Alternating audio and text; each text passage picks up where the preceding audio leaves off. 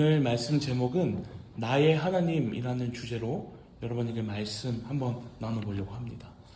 여러분 혹시 TV를 보시다가 백종원의 골목식당이라는 TV 프로그램을 좀 자주 보신 적이 있으신지요?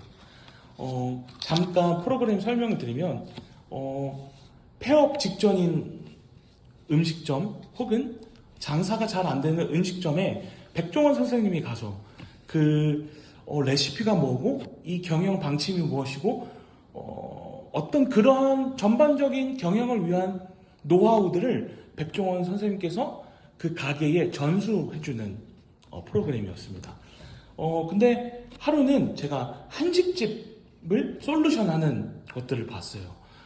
솔루션 하고 다음날이 아니죠. 한 달 뒤에 다시 찾아갔더니 웬걸 냉동실에는 꽝꽝 얼어붙은 고기가 있고 소스통도 제대로 담지 않고 이건 된장인지 똥인지 모를 정도로 어그러진 그 음식 그거를 방치해두고 있던 거를 봤습니다. 솔루션을 했음에도 백종원 선생님이 마음이 미어 터지죠.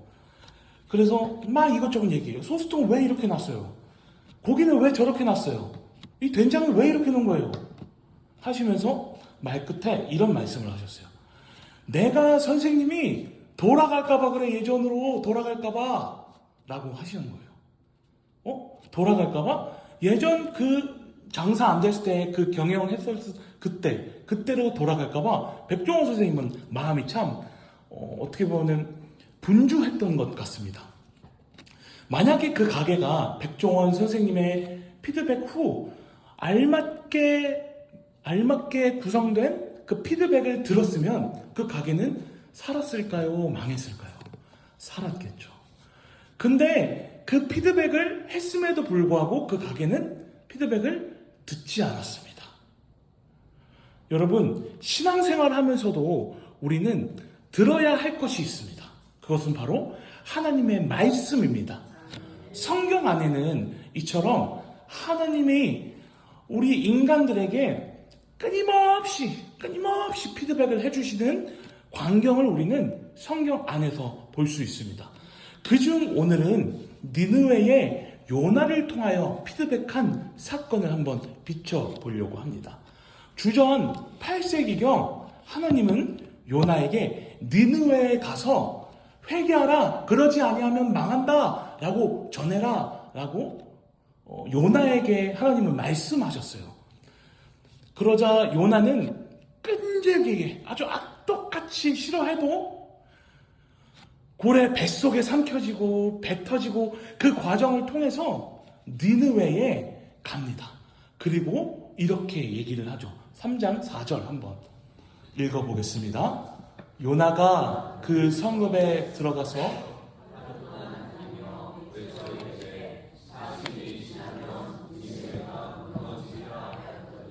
요나는 싫든 좋든 니느웨에 가서 40일이 지나면 니느웨 너희 성이 무너질 거야 라고 외쳤습니다.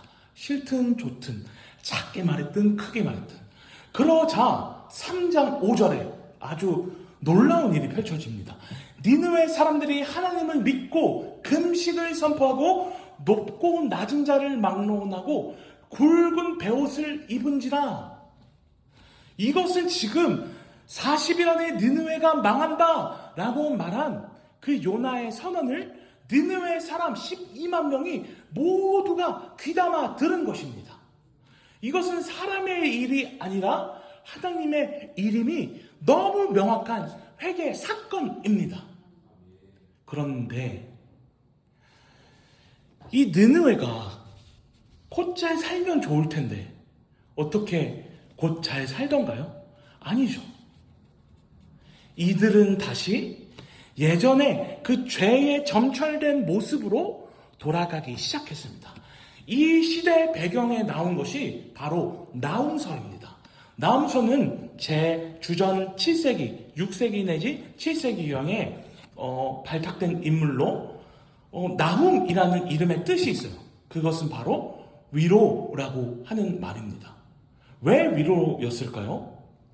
하나님을 믿지 않는 자들에게는 심판이요, 하나님을 믿는 자들에게는 영원한 하나님 나라가 주어질 것이다 라고 전하는 그 복음이, 그 선언이 믿는 자들로 하여금 위로가 되기 때문이었습니다. 그런데 이 나훔을 통하여 하나님은 니느웨에 전하시고자 하는 것이 있었는데, 그것은 바로 니느웨, 너희는 곧 멸망할 거야 라는 선언이었습니다. 다 같이 1장 7절, 잠시만요. 네, 1장 2절 한번 펴보겠습니다. 함께 읽어보겠습니다. 여호와는 질투하시며 보복하시는 하나님이시라. 보복하시며 진노하시되 자기를 거스르는 자에게 여호와는 보복하시며 자기를 대적하는 자에게 진노를 품으시며. 아멘. 이 본문 나훔서 1장 2절은 지금 하나님은 보복하시고 진노하시고 자기를 대적하는 자에게 진노를 품으신다라고 선언하고 있습니다.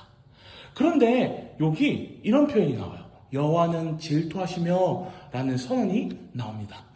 이 질투하시면은 남자와 여자가 사귈 때 흥칫뿡 하는 그런 사건이 아니라 이스라엘과 하나님은 지금 무슨 관계로 이어져 있죠? 언약적 관계로 이어져 있습니다. 언약적 관계라는 건 무엇입니까? 하나님이 이스라엘 백성에게 약속하십니다.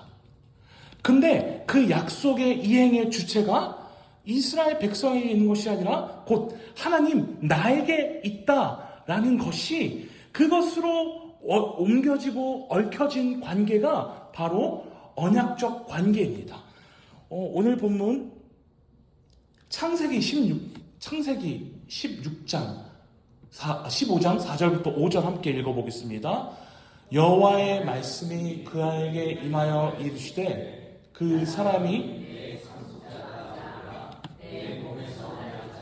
상자가 되리라 하시고 그들을 이끌고 밖으로 나가 이르시되 하늘을 우러러 무뼈를 낼 수 있나 보라. 또 그에게 이르시되 내 자손이 이와 같으리라. 아멘. 아브라함은 지금 자녀가 없어요. 그래서 누군가가 나도 자녀를 갖고 싶어, 나도 자녀를 낳았으면 좋겠어 라는 마음의 서운이 마음 가득했습니다. 그런데 하나님이 어느 날 오셔가지고 내가 너의 자손을 낳게 할 거야. 그 자손의 자손, 그 후손들까지 이 모래 알같이 저 하늘의 별같이 많게 할 거야 라고 약속하십니다. 그렇게 약속하시고 나서 무엇을 하시냐? 쪼개진 짐승 사이로 횃불이 휙휙 지나갑니다. 그 횃불은 하나님이시고 그 횃불, 그 쪼개진 고기 사이를 지나가신 것도 하나님이십니다. 그런데 이 쪼개진 고기로 휙휙 지나간 그 사건, 그것은 무엇을 말하냐? 내가 이 약속을 지키지 않으면 이 짐승과 같이 죽을 거야. 하나님인 내가 약속을 지키지 않으면 이 짐승과 같이 죽을 거야. 그러니까 너의 자손이나 너의 후손 나에게 맡겨 라는 하나님의 언약적 체결로 이루어진 것입니다. 이렇게 아브라함에서부터 체결된 언약적 관계는 다윗, 모세, 그리고 예수 그리스도까지 이어져서 구원이 곧 하나님의 손에 있으니 구원은 곧 예수 그리스도를 믿는 모든 이름 아래 주어진다라고 하신 하나님의 언약적 관계에 놓여지게 됩니다. 그런데 지금 하나님이 질투하시고 이 보복하신다라는 사건은 지금 무엇을 말하냐? 이 니느웨가 수도로 있는 아수르의 우상으로 인하여 지금 이 언약적 관계가 흔들리고 깨어지게 되었다. 이스라엘의 언약적 관계가 흔들리고 깨어지게 되었다라고 지금 성경은 선언하고 있습니다. 아수르의 이 우상 문명은 엄청나게 거대했습니다. 모두 열왕기 하 16장 10절부터 11절 함께 읽어보겠습니다. 아하스 왕이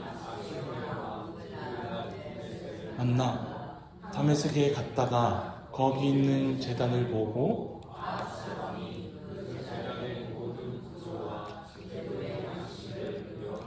제사장 우리아에게 보냈더니 아하스 왕이 다메섹에서 돌아오기 전에 제사장 우리아가 아하스 왕이 다메섹에서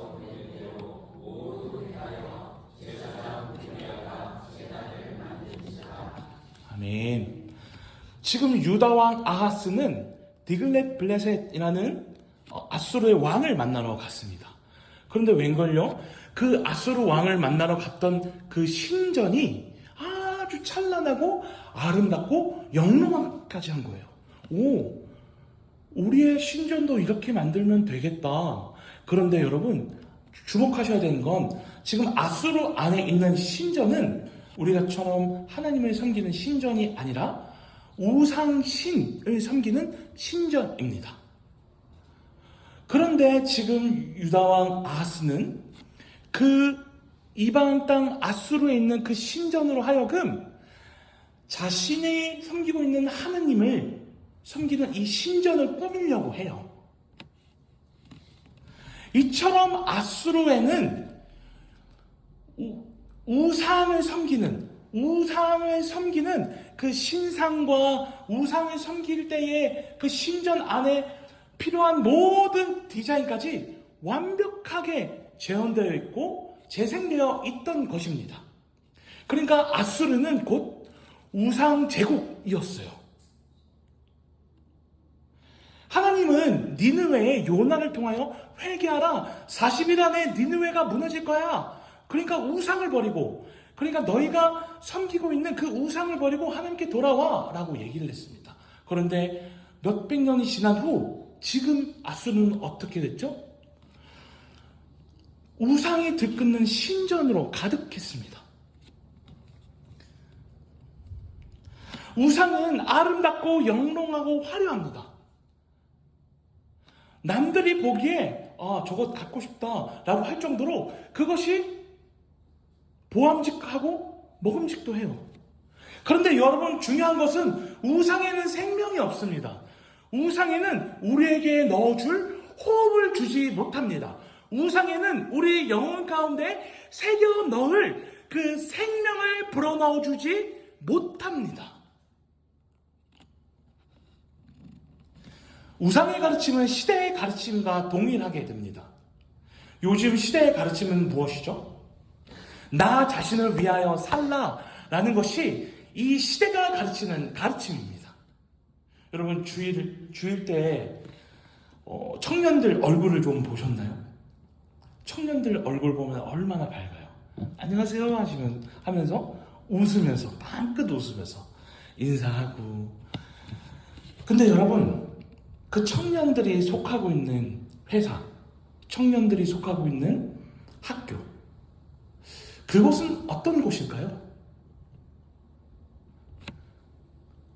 제가 앞에서 말한 시대상이 가르치는 그 가르침을 고지고대로 받는 곳이 그들이 속하여져 있는 그곳에 아주 보편적인 가르침이면 너 위에 살라, 네가 핸들을 잡아, 네가 너의 인생의 경영권을 잡고 좌지우지해, 그것이 맞아 라고 가르치는 그 시대상이 가르치는 그것이 팽배한 곳이 그들이 속하고 그들이 거하고 있는 장소입니다.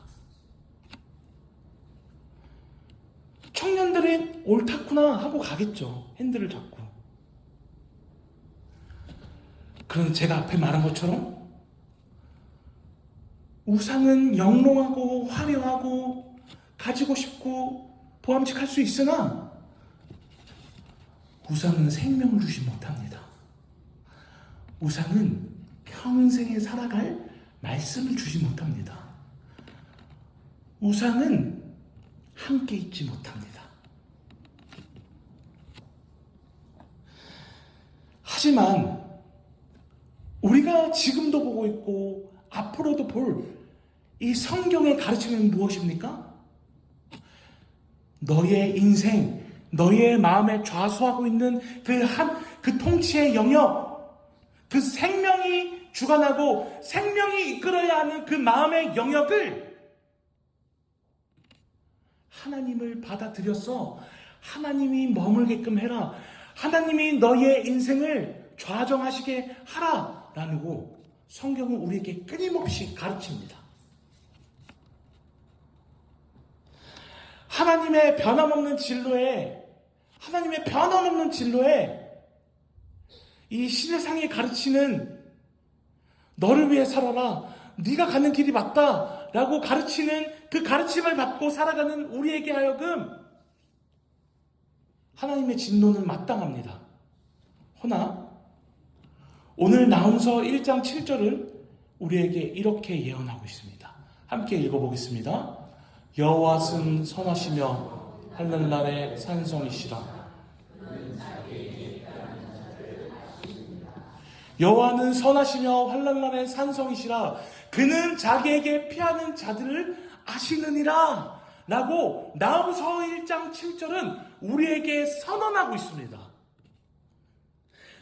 여러분, 생명은 우상이 주어지지 않습니다. 우상이 생명을 주어주지 않습니다. 우리 안에 내주하시고 통치하시고 가르치시는 그리스도의 말씀, 하나님의 말씀만이 곧 우리에게 영원히 목마르지 않는 생명을 주어준 줄 믿습니다. 말씀을 맺겠습니다. 더 이상 니느웨 성읍의 종말적 선언으로 이루어진 하나님의 심판의 칼날을 지금 우리 믿는 우리 앞에 두지 않기를 주님의 이름으로 축원합니다. 그리스도의 말씀을 받들고 하나님의 말씀을 내 마음 가운데 모셔서 듣고 순종하고 지켜내어 하나님의 말씀대로 살 수 있도록 우리는 끝까지 붙들고 기도해야 하는 줄 믿습니다. 더 나아가서 우리의 믿음의 세대에게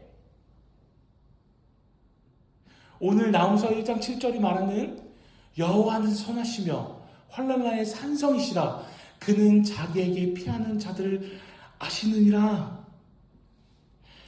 하나님, 유일한 생명의 이름인 하나님 안에 우리의 피난처가 있으며 산성임을 깨닫게 하는 이름이 주어졌다는 것을 우리 다음 세대에 가르쳐야 하는 줄 믿습니다.